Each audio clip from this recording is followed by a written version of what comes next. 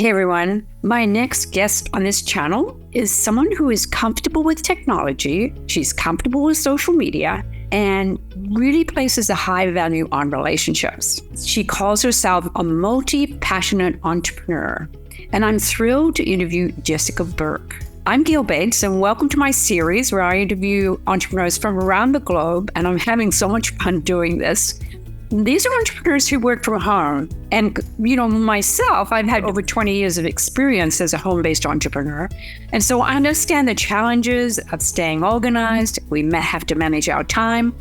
And most of all, we have to avoid that overwhelm because there is so much to do when you own your own business as an entrepreneur. I'm fascinated by every entrepreneur that I interview who shares their unique story. And they're all full of insights on how they manage their productivity, how they keep a balanced life. So if you're ready to learn from those who actually make it happen, then I want you to hit the subscribe button and tap that bell so you never miss an episode or any upcoming interviews.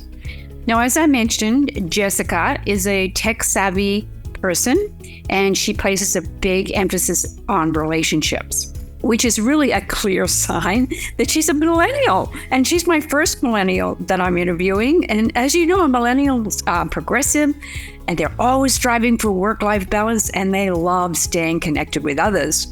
And that's exactly what you'll discover about Jessica in this interview. I want you to pay close attention to how she mentors young leaders in her organization that she calls Rise Girls, Rise, R-I-Z-E, while balancing her roles as a grant writer and a lawyer. Now, Jessica's insights to me are invaluable, so that's why I'm so excited to share this interview with you, because there's so much to learn from her approach to how she handles her busy life, helping others, and growing her 3 businesses. So let's hear from my first interview with a passionate millennial. Well, hey, Jessica. Hello. It's great to have you here today. I'm thrilled to have you share your insights and your experiences about working at home as an entrepreneur. So welcome here today. I always love to get kicked off here with talking about how you spend your day and, what happens when you get up in the morning. And as an entrepreneur working from home, do you have a routine? Tell me a little bit more about how that works for you. Yeah, for sure. So I have 2 youngish children. So usually my day starts when they wake me up. And it's so funny because I've always sort of glamorized having this wonderful morning routine. But truthfully, I'm just not that much of a morning person. And so usually my kids wake me up in the morning, and then it's sort of the kid shuffle for maybe an hour or 2. And it's not until about 9 a.m. that I kind of sink into my day. My husband helps, so he does most of the drop-offs. So usually around 8 a.m., I'm good to sort of have a coffee, get settled into what the day is going to bring.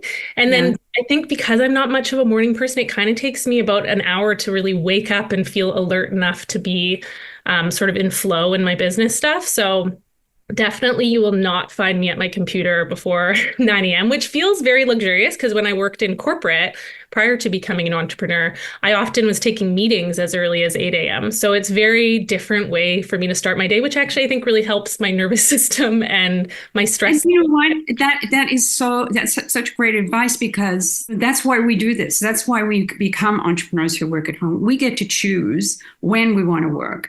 And I love it that you have figured out that's what is part of your daily routine. That's what works for you. And then do you follow any kind of a plan, or do you have like a to-do list, or what? I'm a to-do list person. Like I've got mine right here, and got that big blue marker when I'm crossing them off. That gives me like a little hit of dopamine when I get to do that. But I will say one of the biggest transitions for me going from corporate, where my days were sort of decided for me, very meeting heavy, lots of deadlines that weren't really within my control, to being able to do it on my own, has been creating my own structure. Like I am a person who needs some structure.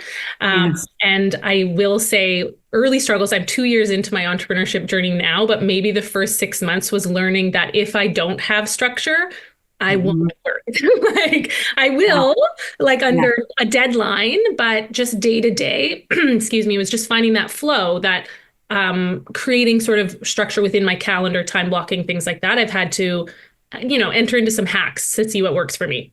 Yes, yes. That is so important for us, having that structure. I totally agree. Yeah. Let's move on to a question about workspace, because I see that you are in a different kind of workspace. Yeah. Tell us about how that all works for you. I get to be in my primary bedroom. So what's interesting in my home is my husband and I are both entrepreneurs. So he works a bit longer hours than me. So somehow he dibs the home office. I'm not quite sure how that works out. But I am lucky enough to have enough space in my bedroom that I set up in my bedroom. But interestingly, that comes with its own set of challenges, because if there's, kids' laundry or whatever around, I have to create a space where I'm not fully distracted within my work environment. Wow. Yeah, yeah. And you do have the ability to blur that, right? Background. Yeah, I usually do blur it. And I thought for the purposes of this one, I'm like, let's show the people where I'm actually at. Like you can see there's a bit of a laundry situation going on over there. I will say I am good now about making my bed every day. That definitely gets me more in the mindset of like, we're starting a day. This is your home office. And we're not going to have like a messy bed going on in the background, because I can't focus as well when there's a ton of mess going on.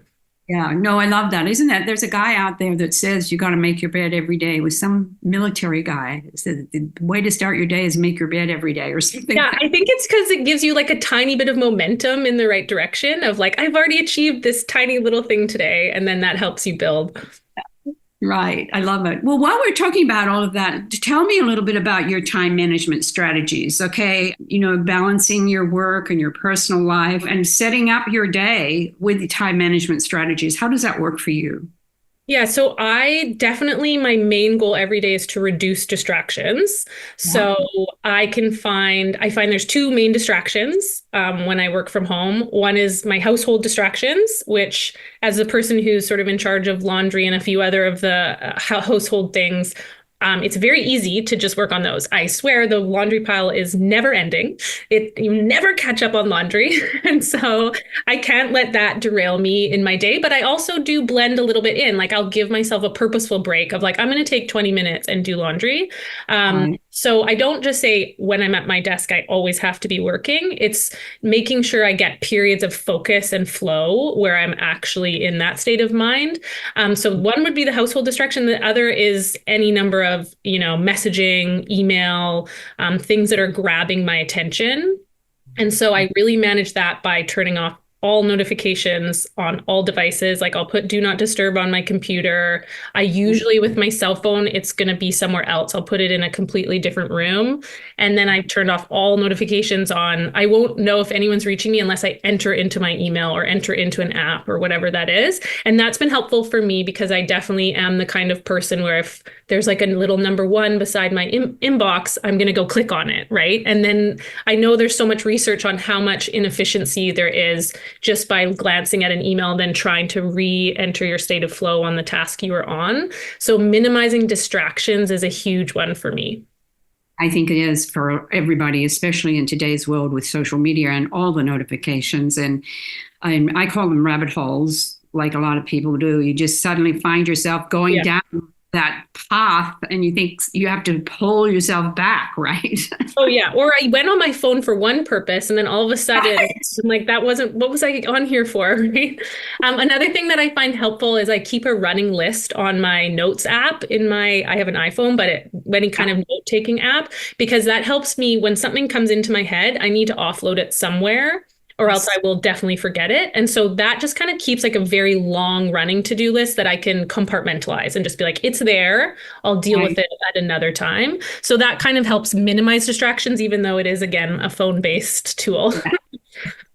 I love, but still, it is a way that you are able to get those ideas out of your head and written down somewhere where you know that they're going to be there for you to go back to, right? Exactly. Even like moments of inspiration. I have a little note in my thing of ideas for my business. So if you're like out on a walk listening to a podcast and you hear someone say something that really resonates with you, you just open your notes app and just quickly write it down, because that can be something you can use for a piece of content in the future, or whatever it is. So it's just like a little offload for your brain that reduces a bit of the clutter that's up here. I do the same thing. What I've learned, instead of trying to write while you're walking, is I actually hit the record button and I talk it into the notes. I love that. I've never done that. Yeah. And so I found that out when I was trying to write and I couldn't write and it was, but anyway, that's what really works for me, which is great. Yeah, it's brilliant. Any other tech tools? Now, you work a lot with young people and also you work in a law firm or you I do? run my own law practice, so that's helpful. Again, sort of more of an entrepreneurial. I call myself a legal consultant, but I do work with some other entrepreneurs, helping them with legal supports. Yeah. And then, yeah, I'm a leadership coach for youth, and I actually also am a grant writer. So I'm very much a multi-passionate. I like to have many different things that fill my day. But because I have different things that are pulling me in different directions, that does kind of come back to how I organize each of them and stay focused on each of them. And one of Right. the things I learned earlier on is channel shifting within my day doesn't really work well for me. Again, Hmm. you just lose that sort of bit of attention time every time you're channel shifting, particularly when you're doing very different things. Like my law practice is very different than my youth coaching, which is different than my grant writing. And so I've actually set up my week so that certain days are reserved for certain types of work. There's Right. a bit of flexibility. Like if I get booked in with a coaching client, I will make the space for that. But in general, I have one day a week that I work on this part of my businesses. I have 2 days a week that I work on these. And so I find having a set day helps me stay a little bit more focused with that. And then I use lots of technology to help me too. Like I use an app called Notion, which Yes. really helps with, I use it for all my grant tracking. So deadlines of grants that are coming up, that kind of thing. And then I use Calendly heavily, which I think a lot of entrepreneurs probably use. But what I find too with Calendly that really helps me is that I get to choose my availability. And so if I sent someone a link to book in, say, for like a connection call with a fellow entrepreneur, I'm only Right. going to have 2 days a week open for that so that it's not chopping up my week more than it needs to. So I think Right. even within the apps, using them kind of strategically in the way that suits your businesses the most is a good way to do it. Calendly is great. Yes, I have to learn a lot more about it myself, but I think that those apps that you mentioned are very, very helpful for others. Are there any other apps, other tech tools that you use a lot? Yeah, mostly I use a lot of my iCal on my MacBook. And then that actually helps with the balance between my business planning and my family scheduling because my husband and I, even though he works from home downstairs and I work from home upstairs, which is quite funny, but he'll like send me a calendar invite for an upcoming thing if he's out of town for something, and I'll send him a calendar invite. So we joke about it because it's a little sad that we don't just like chat about it in the kitchen, but it works better for us because we'll forget otherwise, right? So and then we know it's in the calendar. So just those like visual cues, anything calendar related or time block related are really helpful for me too. That's great. Are you someone who regularly sets goals? How do you approach goal setting in your business and your three businesses? Yeah, my approach to goal setting has changed a lot over the years. I consider myself a pretty goal-oriented person. Like I find goals motivational.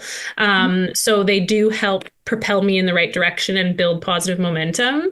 But I will say I've gotten a little softer with my goal setting as I've gotten older and after having kids, because you kind of just have to, like life happens and you can't always stick to very strict goals all the time. I also noticed that sometimes my goal setting almost felt like pressure on me to do it a certain way. And so something closer, like I call it like a soft goal or something closer to an intention, usually sits and lands a little bit better for me. That's because I'm kind of recovering from being an overachiever. And so I don't want to go back to that, like, if I don't hit my goal, then I'm going to feel crummy, blah, blah, blah. So I do still goal set. Like I worked with Lindsay, who we both know as a business coach, and I love doing her annual planning Right. because that's like a really nice high level picture for the year of what you'd love to get out of your business. And then Right. within it, I give myself a lot of flexibility. So, one thing that works for me for goal setting is every month I do like a master list of things that I would love to get accomplished. And then every week I'll look at that master list and be like, okay, what are my going to be, say, 5 priorities for the week? And it just breaks that down for me, but it gives me the flexibility week to week to decide what I want to focus on. So that's definitely a part of my business, but I like to do it in a gentle way. I love that. I think that's wonderful. I mean, I work from a master list too and work out, figure out when I want to get these done, what I need to prioritize and all of that. And I think I love what you said about just instead of setting the goal, you set the intention, which I think does soften it a lot. if you're somebody who, if you set it, because a lot of people who set goals and don't achieve them, they end up not feeling good about themselves, right? Sure. Yeah. Yeah. That was me. Like there's a bit of an energy suck of like if I don't get it and then I kind of feel, I'm going to beat myself up a bit. You're just going in the wrong direction. Like we just want to avoid that pull in that direction. And we always want to try to be taking baby steps in the right direction. So yeah, I have found that you need to know your own personality. Like some people, a SMART goal that's specific and measurable and this and that, that's going to work for them. And that's great. But it's really about looking at yourself and being like, oh, I tried it this way. Didn't work great. Or I know, when I was a busy lawyer, I just kind of beat myself up a lot and I'm going to try doing it a little differently now. Right. Oh, I think that's such great advice for people who are watching this video today, because people get hung up on goals. I'm a goal strategist. I love goals, but there are so many people that just don't even want to set them. And I think the information that you shared today is a great way to look at setting goals and setting the intention. So thanks so much for that. That's a great tip. Okay, so let's switch this up a little and tell me how you stay connected. We can feel a little bit isolated as entrepreneurs who work from home. So what is your way of staying connected, and how do you collaborate with others in your work? That's such a good question, because I feel like it's one of the most important, it's one of actually the best parts of being an entrepreneur, if you can figure out how to access it. And my first year of entrepreneurship was kind of me just doing it solo in many ways. I'm a coach that supports young people. So I always believe in coaching. I really believe in putting supports in place that help you along the way. You're not meant to do this alone. So I always had some supports. But when I found Lindsay's community, I really felt like I was with people who approach things in a similar way to me. It just felt very supportive. And I was like, this is fun and fun. Like, I also love that about it. Yes. And so building community, I feel like I've hit my stride a bit more with it, but I don't think I would really be maybe still in my entrepreneurship journey if I hadn't been able to find that piece of it, because it can be isolating. And from my experience anyway, I just kind of get caught up in my head about stuff if there's no one I can hash it out with. And in a corporate environment, you're always on a team, right?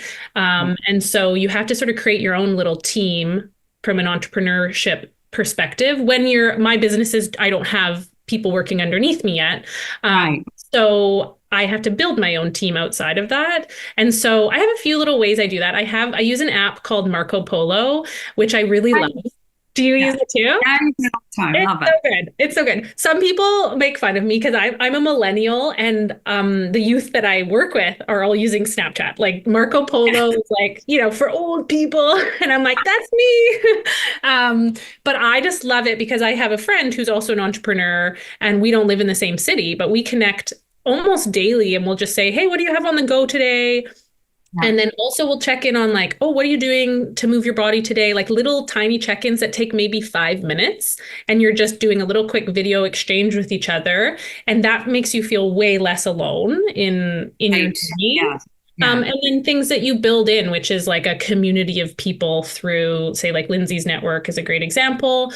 And then I have to force myself out of my comfort zone. I am more of I call myself a social introvert. I really enjoy socializing. But if you said, how would you feel if you entered like a big networking conference and didn't know anyone? I'd be like, not great. That doesn't feel great for me. So I have to push myself outside of my comfort zone. But I do try to sign up for things like that. And I always leave and it always goes fine. But before, every time I'm like, gotta go network. I just kind of have that layer to it. Well, I think you really hit a chord there by saying you have to push yourself to get out of the house, basically, and network face to face. And I think that is so important for entrepreneurs who work from home. They have to realize that. For myself, I set up coffee chats with friends or people or clients, whatever, where I have to actually physically go to a coffee shop and meet with them face to face, because I feel like if I don't do that, I'm just always on the computer. I'm just always on Zoom, So I think making that effort. And as you said, could you walk into a room full of people and be feeling okay with that? And you'd feel like, well, no, but once you've done it, you're feeling good, right? Yeah. It's like a muscle too. Like, I think it's interesting coming out of the post-COVID and when we all started doing more of that again. I think the easier approach would have been like, I don't have to do that anymore. I could do most of my connecting over Zoom. And Yeah. yet there's something about being in person that I think there's a bit of extra value there. And so I'm willing to push past the discomfort, the hassle, all those other pieces to make sure that I'm getting that in-person connection as well. I think that's great advice for entrepreneurs who are feeling that isolation. They really need to make that effort and get out of the house and meet people somewhere, somehow, right? Yeah, and it's not always, again, like it might be out of your comfort zone, but usually, through my experience anyway, it's usually worth it. So, And I think even as I said, just meeting for coffee and having a quiet conversation makes a difference. You know, that is what it is all about. Yeah. Yeah, for sure. Wonderful. So tell me, well, you kind of alluded to this, but tell me more about like how do you handle professional development with your busy lifestyle? What do you do to invest in you and yourself? Always call myself a lifelong learner. I think a lot of entrepreneurs maybe relate to that. It's like one of the huge upsides of being an entrepreneur is you can follow your curiosities a little bit more. And so I've gone through a few phases. Like I definitely went through a phase where my husband was making fun of me, but I was like getting all the books and I was just like doing all the reading and it was so fun. And now I'm more onto the podcast phase because especially with being a working mom, you know, the multitasking is just awesome. And so you'll always find me every day listening to some snippet of some podcast. I do find it's just inspiring. Like I just like to hear stories of other people and their lives. It really ignites my curiosities and I always get some ideas out of it. Like I think it also helps my business in some way in that You have a favorite podcast? yeah, I've got a couple I listen to really regularly. One of them is the Rich Roll podcast, and he's actually a former lawyer as well, who now is more like a hippy dippy guy. So I kind of relate to him. But he just has really interesting guests on, and his podcasts are very long form, so they go up to 2 hours long. So I always listen to them on like 1.2 or 1.3 speed, which works for my brain. It doesn't bother my brain. But I'll like, you know, if I'm going for a walk, I'm going to have a podcast on if I'm doing like dishes in the evening, that kind of stuff. And I just like the variety of his guests. I just always, and I find he's a great conversationalist. So I really enjoyed that one. I listen to We Can Do Hard Things, which is the Glennon Doyle podcast, just because they kind of, they usually are dealing with some more topical issues. There's a lot about motherhood on that one. A lot about sort of self-help, psychology, development, that kind of stuff.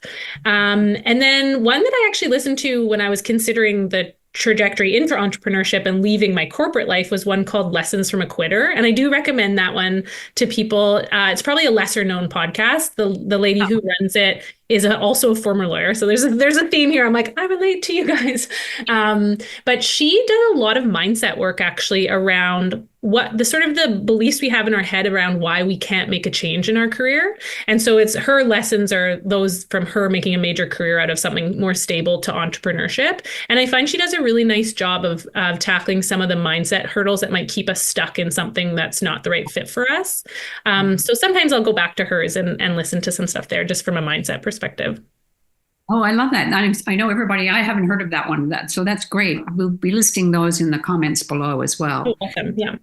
Okay, so now why don't you tell me a little bit about how you take care of you? You're busy, you know, you're doing so much. What is your self-care program? I feel like having a focus on like I don't know what my three legs of my stool are, but that analogy resonates with me. And if you don't have one of the legs of your stool, you're just going to topple. And I just over time have always had to have some focus on, for me, it's usually exercise, but I just say now moving my body. That's another way I soften it for myself. If I go say like a week without exercising or moving my body, I can just feel the tightness. Like it's not good for my mental health. And so whenever you can find something that kills three birds with one stone or whatever, like that is something you need to invest in. So for me, self-care is some form of moving my body, usually something outside. Like I love being in nature, being in the forest. And they give so much to me that I couldn't take them out. Like it's become habitual enough and has given me enough value in my business that it's not something that I'm like, oh, I'm going to drop that ball when I get busy with work. Right. It's more like that ball can't be dropped or I won't be able to do things with work, which is great because that's, I think, sometimes takes a bit of time to make it into a habit enough. But I also have to hold myself accountable even with that. So in terms of my mom we moved to Vancouver Island, we were in Vancouver and now we're in a little bit of a smaller community. And my mom moved over as well. And I'm like, here's a great example of kill two birds with one stone is she needs to get some exercise and weightlifting in. I also want to do that. We can chat with each other. It's good for both of us. And so we'll go like 2 days a week to the gym and we'll hold each other accountable. So that helps. And then, like I was saying, I usually will chat with my friend and just be like, you know what, my commitment today is I'm going to go get out for a walk. That's it. Like very low pressure, but there's got to be something there for me so that I can keep moving in the right direction and not, especially as in the winter months, it's like just so good for my mental health to have that. Yeah, I love that. Now, you mentioned the three stool analogy. So is that part of like your health, your work-life balance? Yeah, that's exactly. So like let's say right now my three, because I can guess what they are. Let's say one of them is family, which is just a huge part of what I've got going on right now in the season. One of them might be my work, and one of them might be health and wellness. Right. And so maybe it's family and friends, let's say. And so if any of those go, you just topple over on the stool. And so it helps sort of focus in your priorities, I think, somewhat to be able to narrow those down even to just three. And let's say a week went by and I didn't do anything health and wellness related. Then I'm like, oh, queuing. Well, that's like really important to me right now. It's kind of like your personal values, I guess, that you're really focusing your time on. I think that's a great analogy. And I've heard it a long time ago. I haven't heard it for quite a while. And I think you've hit the nail on the head with sharing it and sharing how that works, how others could make it work for them as well, how other entrepreneurs, because we have to think about those areas in our life as entrepreneurs. We can really tend to do too much work and not enough of the other things that are so important in our lives, right? Totally. And I think I will say it's a nice learning for me from corporate is I was probably spending too much time on the work leg of the stool. And that wasn't great. Like it wasn't working for me. And so once you've gone through that and been like, oh no, I don't want to go back and have that experience again where I'm dedicating, 60 hours a week to work, like that's not sustainable for me, or you go through a burnout or whatever it is. Sometimes, unfortunately, you almost have to have the pain to be so committed to having a bit more of that balance, so to speak. But I'm sure we've all gone through it as entrepreneurs in one way or another, where we just know that we're a bit out of balance. And so it's really cueing to yourself like, ooh, I think I'm out of balance. Like, how do I want to shift this back? Yeah. Good. I know that's wonderful. I'm so glad you explained it all that way. And I think it'll be so helpful for others that are listening to this. Okay, last question for you before we go into talking about you and your business. If you could offer one helpful piece of advice for an entrepreneur, or maybe a lesson you've learned to a fellow entrepreneur working from home, what would it be? I think it goes back to when I was talking earlier about community, because when I first started my entrepreneurial journey, I just didn't know the ultimate value and importance that I would have put on community until I had it. So it's one of those things where once you have it, you're like, oh, this feels so much better. So if you're newer to your entrepreneurial journey, or if you're, maybe know that you've got some areas that you want to improve on how you're showing up as an entrepreneur, I just think you can never go wrong with community. And like maybe we need to add like a fourth leg to that stool, because I think if you're just doing it on your own, for me anyway, again, that's it. I'm in my head about stuff. I'm usually not able to stay as positive. I don't have a safe space to vent to people. I don't have people I know I can turn to. So if you're ever investing time in community, I think it's a worthy investment. And so it's just figuring out little ways that you could commit to building that a bit more for you, because it is one of those foundational pieces, I think, for any entrepreneur. And I think it makes it so fun because you get to meet so many cool people that you otherwise wouldn't have met, and also see what they're doing in their businesses and how they're sharing their gifts with the world. And like, that's just so inspiring. It's like listening to a podcast, but I'm like, oh, you're in my entrepreneurial community and I get to see you doing your thing. And that really lifts me up while I'm doing mine. So I do just hit the nail on the head. I love it, because that's why I'm doing this. I'm connecting with people all around the world, knowing that, we're not alone. There are others out there just like us that work from home. For sure. And I'm sure every time you record, you end up feeling a little inspired by the person who shared with you, right? And then it fills you up. So it's all like mutually beneficial, which is all good. Exactly. Yes. Okay. So tell us a little bit about your business. Tell us where people can connect with you, and if you have any free resources that you offer, so that we can put everything that you talk about in the description below. Awesome. Yeah. So I run a social impact organization called Rise Girl. And I really started this because I was transitioning away from full-time practice as a lawyer and trying to figure out what I wanted to do. And I worked with a career coach. And we just did some really simple, we looked at my values, we looked at my strengths, and I left those sessions just thinking like, why didn't I do this sooner? Like why didn't I look at any of this in my teens or my 20s? And I really felt inspired to try to share some of those tools with the next generation of women a bit sooner.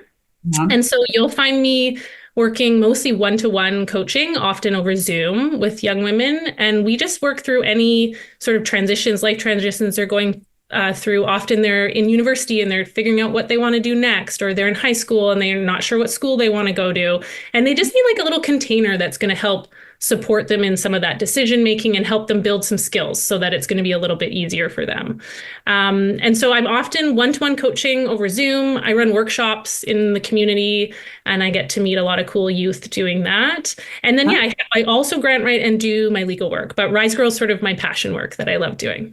Right. And do you do online work with the Rise Girl? Yeah, usually for one-to-one coaching, we're going to meet over Zoom because then I can work with girls in lots of different locations. Right. So I just find it's a bit more accessible for people.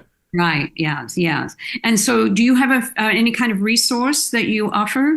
Yeah, you can go to my website, www.risegirl.co, and check me out there. I've got blog resources and things like that. So that's the easiest way to connect with me. Or I'm pretty active on Instagram. So you can find me at Rise Girl Coaching on Instagram. And I'm always happy to connect. I connect a lot with parents in my DMs on Instagram who just have questions for what they're going through with their young girls. And I always love connecting with new people through that. So you can find me there. I love it. I love it. Well, we'll put all of that information down in the description below so that any young teenagers or mothers of young teenage girls need to connect with you. They will be able to do that. Okay? Amazing. Love it. Great. Well, Jessica, thank you so much for being on today. This has been very enlightening. I loved all the little tips, and I'll be putting a lot of those tips down in the description below as well. Okay. So thanks again, and we'll be in touch, okay? It was great chatting with you. Thanks, Gale. Well, I'm sure you learned a lot from Jessica in this interview, right? I was so inspired by her positivity and the way she balances her businesses, setting dedicated days for each one so she can maintain that focus. And as a millennial, she is so comfortable using technology strategically, specifically with each one of her businesses. And I loved her intentional approach to goal setting. Quite different, really. To me, it helped keeps her moving in the right direction. And what about her three-legged stool analogy for work-life balance? Have you heard of that? I'd heard of it a long time ago. But this is where she focused on family and friends, her work, which are her businesses, and health and wellness. Those are her three. I thought that was particularly insightful, highlighting the importance of just being balanced in all those three areas.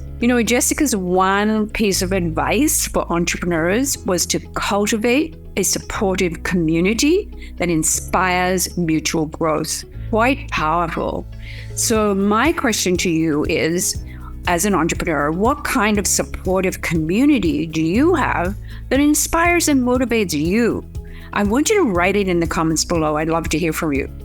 Well, I hope you enjoyed this interview. I'm really excited because I have many more interviews lined up in this series. So don't forget to subscribe so you don't miss them. And I'll see you on the next video.